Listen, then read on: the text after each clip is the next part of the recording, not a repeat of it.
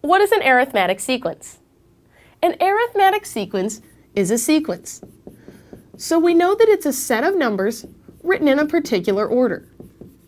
In this case, an arithmetic sequence is a pattern of numbers that either increase or decrease at a constant amount. This constant amount is known as the common difference of the sequence. So let's look at an example.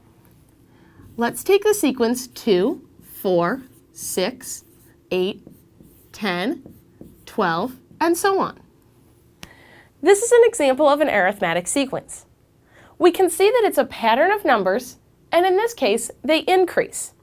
And they increase at a constant amount. So that means to go from 2 to 4, we have to add the same amount as we do when we go from 4 to 6, or from 6 to 8, and so on. In this case, to go from 2 to 4, we need to add 2. To go from 4 to 6, we need to add 2. To go from 6 to 8, we need to add 2. And so on. Since we add 2 each time to get the next term in this sequence, that means the common difference, or the constant amount of change of this sequence, is 2. So here's an example of an arithmetic sequence.